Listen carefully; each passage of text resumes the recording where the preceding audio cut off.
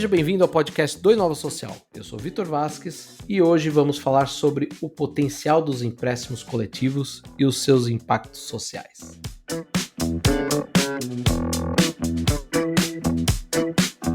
Eu recebo o Felipe Aguiar, cofundador e CFO da Orgânicos Inbox. Felipe, seja bem-vindo. Obrigado, Vitor. É um prazer estar aqui e agradeço o convite da Inova Social. Felipe, para a gente começar essa conversa, eu queria que você falasse para o ouvinte um pouquinho da sua trajetória, né? Qual que é o caminho que te trouxe até a Orgânicos Inbox? Bom, a Orgânicos Inbox originalmente foi fundada pela Aline, uma colega minha de faculdade. Nós somos dois economistas formados na UFRJ e eu, no princípio da minha carreira, tive uma carreira mais corporativa, né, ligada à área de finanças. E sempre tive um pouco desse desejo de conseguir fazer algo que tivesse impacto positivo no mundo, né? Então, ao longo da minha carreira corporativa, isso foi me gerando um desconforto, né? Eu queria buscar alguma coisa que fizesse mais sentido, que tivesse mais propósito para mim. E coincidiu de um belo dia eu reencontrar uma ex-colega de faculdade na rua. Literalmente, a gente se esbarrou na rua e ela me contou desse projeto lindo que ela estava tocando. Uma semana depois ela me ligou, me convidou para fazer parte do projeto, e um ano depois eu tinha entrado de sócio da Orgânicos Inbox, encantado com tudo que estava acontecendo. Então, para mim, foi realmente um caminho de encontrar um projeto com muito propósito. É interessante ouvir o que você falou, Felipe, porque praticamente todo mundo que passa aqui pelo podcast que fala sobre essa transição de carreira, a gente já teve alguns convidados aqui, economistas também, que fizeram essa transição e fala, poxa, fiquei maravilhado, eu queria fazer alguma coisa que gerasse um impacto, e aí quando eu vi o projeto tal, eu fiquei realizado, né? Então é muito legal te ouvir. Exato.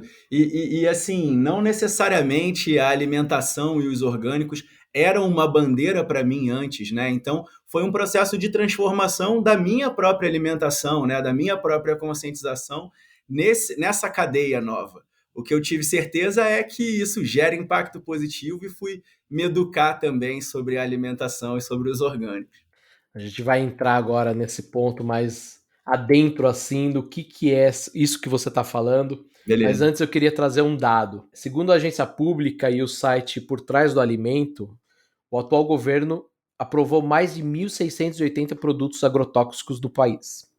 É um volume muito grande, que além de contaminar os alimentos, também contamina a nossa água, a água que a gente bebe diariamente.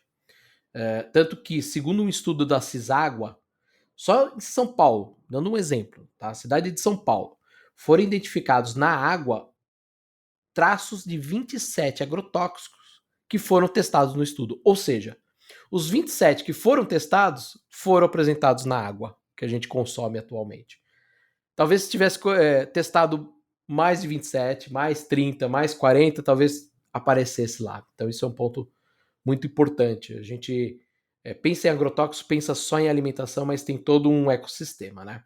Quando a gente opta por alimentos orgânicos, a gente também está, entre aspas, fugindo de consumir esse veneno, né?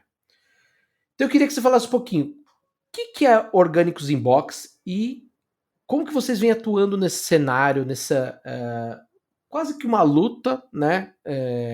Nessa fuga pelo agrotóxico. Legal, Vitor. Quando você coloca assim, é um cenário realmente assustador, né? Mas contando um pouco do projeto, a Orgânicos Inbox ela nasceu com o propósito de democratizar o acesso à alimentação orgânica.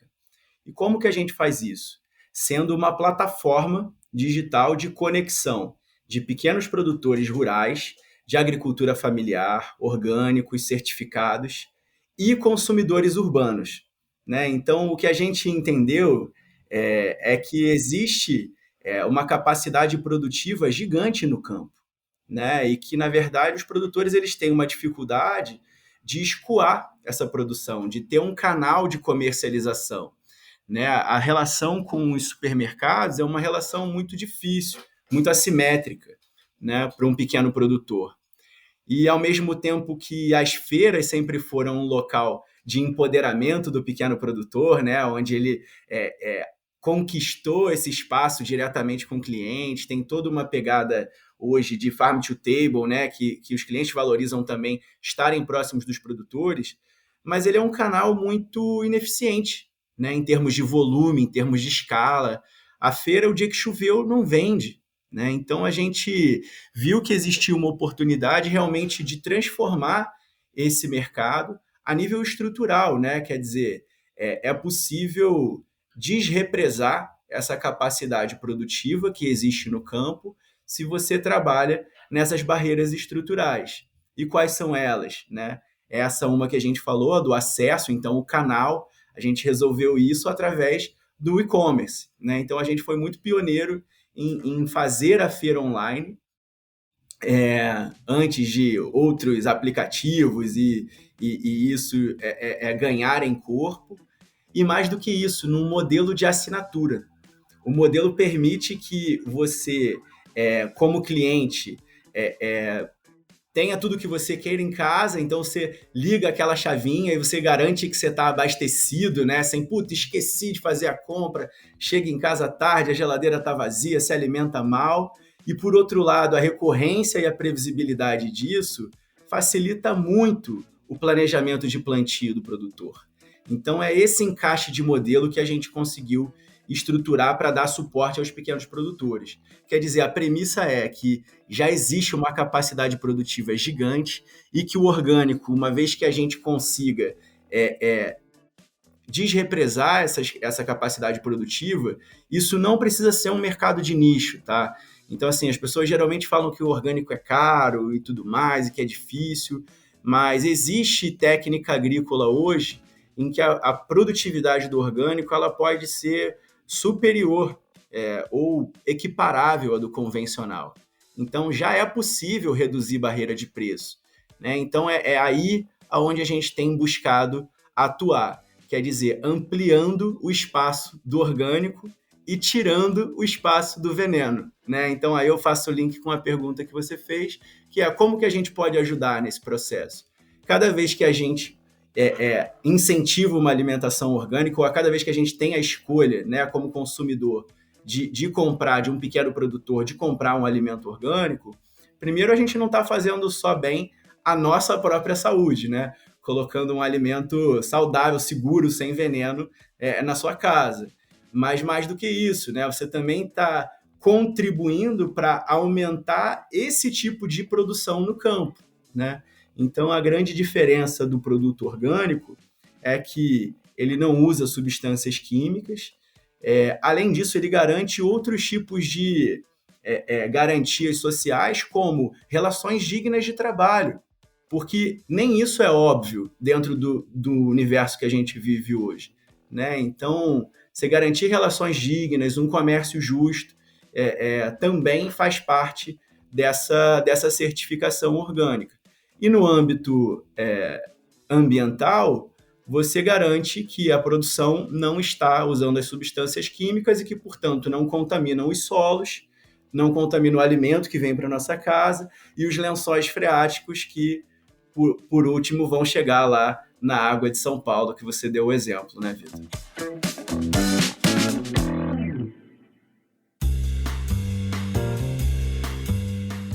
Eu queria trazer aqui um testemunho como consumidor. Eu sou do adepto à feira, né? E isso que você falou no começo da sua resposta, que nem sempre o feirante ele tem, né, aquela limitação, chuva, tal. Quantas vezes você não vai atrás de um feirante específico, de um produtor específico? Ah, ele não veio porque estava doente, ele não veio por um motivo ou outro. E quando você olha ali o site da Orgânicos, é legal porque você fala, poxa, eu quero comprar inhame, eu vou conseguir comprar inhame independente se chover ou não chover, se o produtor ficar doente ou não, então eu vou ter ali. É muito legal isso falando como consumidor. E um último comentário que eu queria agregar também, você falou a respeito do preço do orgânico, né? A gente tem visto uma alta de preço em tudo no país, né? Mas na alimentação foi um dos grandes pontos. E eu percebo que, assim, como consumidor, hoje o orgânico ele está muito semelhante ao outro em relação ao preço.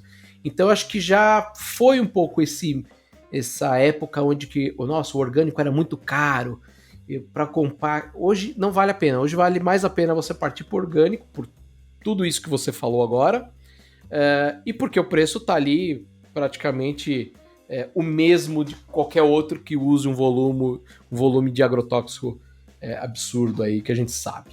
Perfeito. A sua percepção está correta.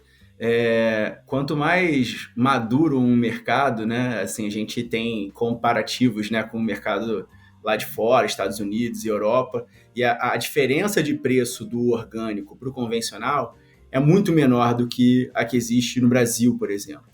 Mas realmente esse cenário inflacionário atual, o efeito dele foi que ele reduziu esse gap, né? Então o convencional ele aumentou muito mais do que o orgânico e realmente a distância está menor agora. Então realmente está mais fácil de fazer essa escolha. Felipe, a gente falou em conectar pequenos produtores numa logística que eu imagino seja uma loucura, né? Que vocês estão construindo hoje. Eu queria entender o que você vê como os grandes desafios dessa conversa, né? Dessa conexão do pequeno produtor para essa logística de você trazer para minha casa aqui em São Paulo, por exemplo, um produto que está sendo produzido por uma família. Pode ser até em São Paulo mesmo, mas a gente sabe que tem toda uma logística aí. Quais que são os grandes desafios disso tudo? Bom, eu vou começar respondendo qual é o desafio do pequeno produtor, né? Porque a gente nessa relação, né, com essa rede de produtores, a gente ouve bastante, né, essas dores, né? Então, acho que, em primeiro lugar, acho que tem a questão da informação, né? Então, ele não sabe muito bem o que produzir, como, quando. A gente ouve muito deficiência, né, de auxílio técnico na área de manejo e mesmo de financiamento, né? Então, existe uma carência de recurso e de informação muito grande, né? Especialmente quando você fala de agricultura familiar, isso é uma verdade. E o outro ponto é que, por serem pequenas unidades de produção, justamente a logística e a escala se tornam um desafio, né? É diferente você... qual é a operação aqui, né? Qual é o nosso objetivo? Levar o alimento de um lugar para o outro, do campo para a cidade. E um alimento vivo, né? Com um ciclo de vida muito curto, perecível. Então, isso é um desafio adicional. Você falou, eu gostei da palavra que você usou, é uma loucura fazer. É verdade, existe uma complexidade de você ligar esses pontos, mas você já imaginou a loucura que é você deixar um alface apodrecendo na prateleira de um mercado, esperando que alguém vá lá comprar ele? Então, tem muita oportunidade de otimização nessa cadeia, né? Que vai além só do ponto de comercialização, mas de armazenamento, de transporte. Então, o que a gente busca fazer é justamente reduzir esse ciclo, né? Trabalhando a informação antes de deslocar o alimento. O que isso quer dizer? Significa que quando você compra o alimento na plataforma, o produto não está estocado na prateleira, ele não está esperando fora da terra, ele ainda está debaixo da terra, esperando para ser colhido, né? Então, isso é uma inversão de conceito, né, em relação à feira, em relação ao mercado, porque a gente consegue reduzir muito o ciclo do alimento. Então, essa é a vantagem do modelo.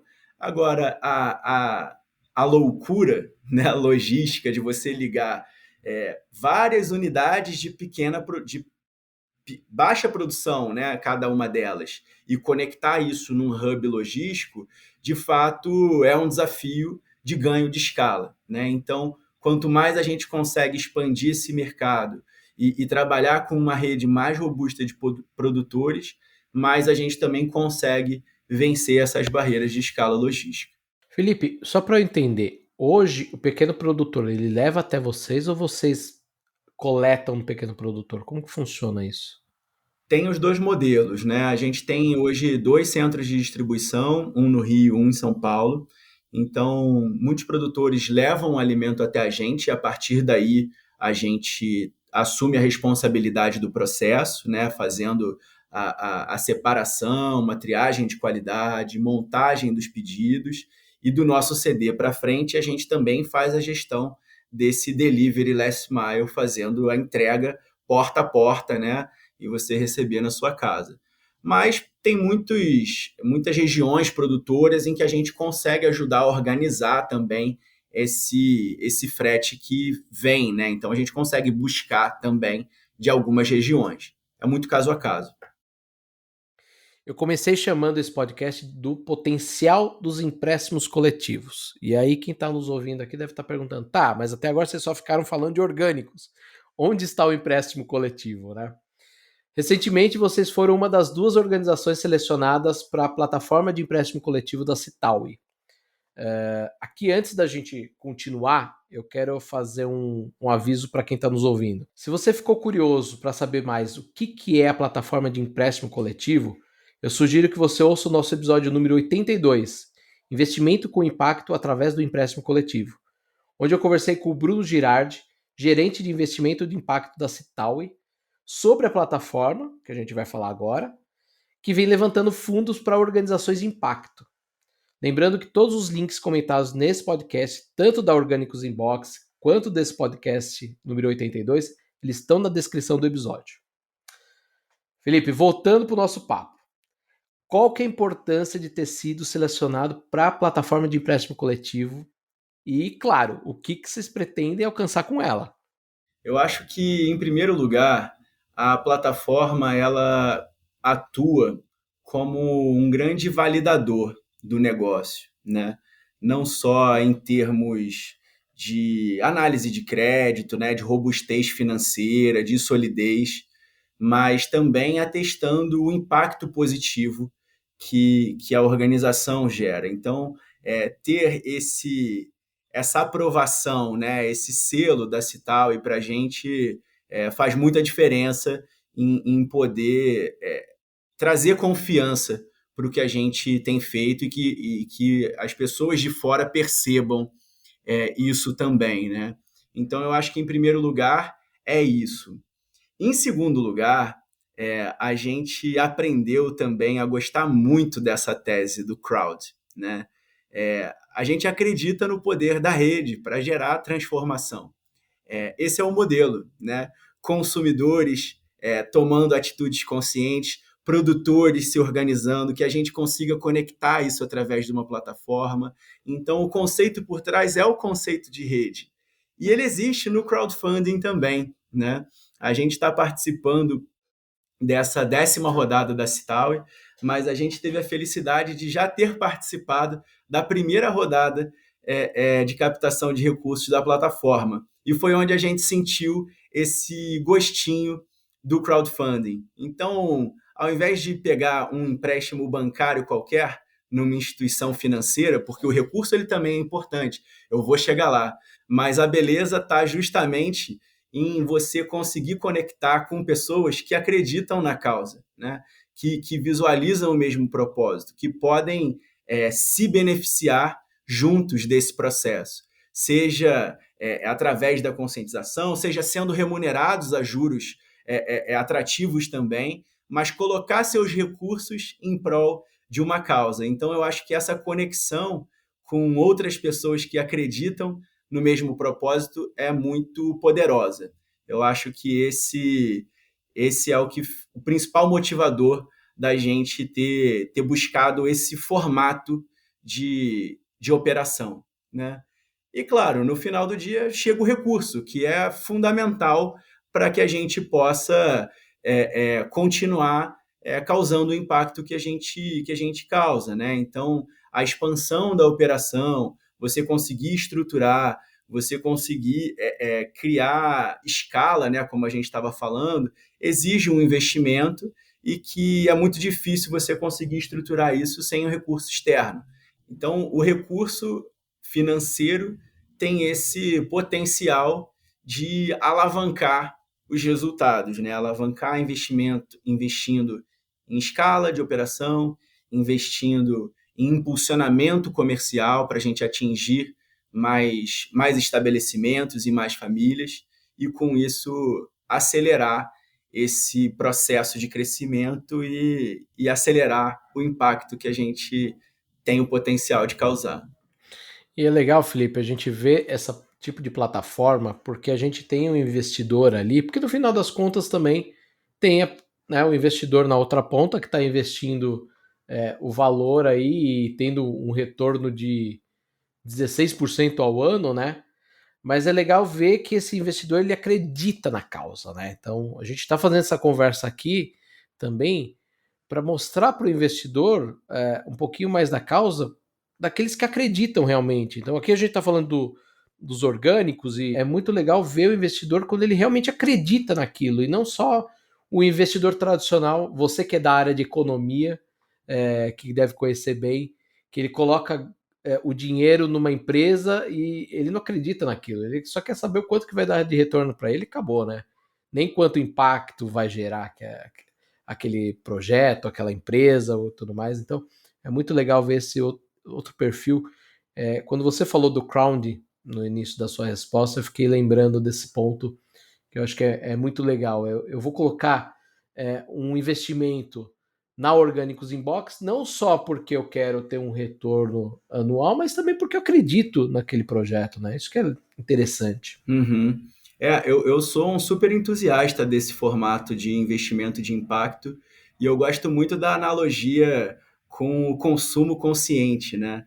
São as pequenas escolhas do dia a dia, né? Então você pode fazer uma compra de mercado sem estar muito preocupado com isso, mas a conscientização do consumo vem você saber a cada real que você compra, cada escolha de empresa que você consome, saber o que tem por trás daquilo, né? Saber que aquela é uma empresa consciente, que se preocupa com o meio ambiente, que se preocupa com as pessoas. Então, isso existe no universo do consumo e agora está se popularizando essa ideia de existir no universo do investimento também, né? O sistema financeiro ele é muito opaco, né? Existem as instituições financeiras ali intermediando isso, então você aplica o seu recurso suado ali, né? Aquela poupancinha que você tem da vida em qualquer lugar, né? Você bota num fundo que você nem entende direito o que é aquilo, mas tem uma taxa de juros ali, mas esse fundo pode estar financiando o agronegócio, pode estar financiando a indústria farmacêutica, pode estar financiando N coisas com as quais não necessariamente você compactua, né? E você conseguir dar transparência para esse sistema, fazer uma escolha de uma causa que você acredita, é muito legal. Agora, convenhamos, com essa taxa aí de 16% ao ano, nem precisava ser tão legal assim, né? A taxa é atrativa. Então, assim, é uma escolha bem, bem fácil, né? Assim, a taxa de juros é boa, então você não precisa abrir mão do retorno também. Eu conversei com o Bruno a respeito da plataforma e eu não lembro, mas eu acho que, se eu não me engano, tá no episódio, que dá para você começar até com R$10, né? Então, é legal que quando você fala de investimento, você não tá falando dos grandes investidores, porque os grandes investidores, eles sabem se eles estão colocando o dinheiro no agronegócio, na farmacêutica, no petróleo, enfim, aonde for. Ele sabe onde o dinheiro dele está indo. Agora a gente está falando do pequeno investidor ali, o cara que você falou, o cara que tem aquele dinheiro da poupança, que queria investir em alguma coisa, que muitas vezes vai para os fundos, que ele não faz ideia de onde o dinheiro dele está indo, né?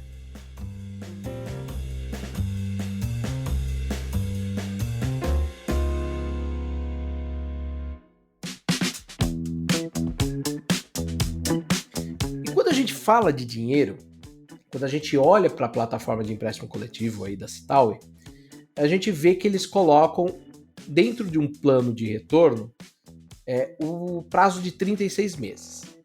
A gente está falando de 3 anos. A gente está falando de um futuro médio prazo, dependendo do seu ponto de vista. Eu queria encerrar aqui nosso bate-papo, jogar a última pergunta, que eu acho que é a pergunta um pouco mais difícil para ser respondida, mas eu gosto de fazer esse trabalho de futurismo com nossos convidados, que é: como que você vê o futuro da alimentação? Excelente pergunta, Vitor. E também adoro esse exercício de futurologia e mais do que isso, né, de construir essa transformação. Eu acredito que o futuro da alimentação ele vai ser um futuro cada vez mais consciente, né? A gente cada vez mais se preocupa com a nossa própria saúde, né? A gente tem acesso à informação para fazer escolhas inteligentes do que faz sentido para a gente em termos de nutrientes, em termos de saúde, mas também o impacto que essas cadeias produtivas têm no mundo, né? Então, isso significa um consumo mais sustentável também. Eu acho que o futuro da alimentação é local, né? Cada vez mais a gente vê essa tendência das pessoas privilegiarem o produtor próximo, né? Conhecer de onde vem o alimento. E eu acho que o futuro da alimentação é orgânico, né? Pelas razões que a gente já colocou aqui, mas é impossível deixar de resumir todos esses conceitos num sistema produtivo só, sem falar da agricultura orgânica. Então, eu acho que realmente ela é capaz de concentrar todas essas qualidades e garantir um caminho virtuoso para a gente. Felipe, queria te agradecer pela participação. Queria aproveitar também, quem está nos ouvindo, vá conhecer a Orgânicos Inbox, não só a plataforma de empréstimo coletivo, mas também a própria Orgânicos. Eu confesso, Felipe, que eu já estou virando consumidor de vocês aqui. A facilidade aqui é incrível. E eu vou deixar esse finzinho aqui para você deixar aí um recado para quem está nos ouvindo antes da gente encerrar. Legal, Vitor. Primeiro, agradecer aí o convite e parabenizar a iniciativa do Inova Social. É realmente muito legal a plataforma e vou me familiarizar mais com esse conteúdo dos podcasts também agora. Também você me converteu aqui hoje. E falando um pouco da Orgânicos, né? Convido todos a conhecerem a plataforma, né? A gente tem o site organicosinbox.com.br e seguir a gente nas redes sociais. Obrigado, Felipe e o ouvinte. A gente se vê no próximo episódio. Então, até lá. Tchau.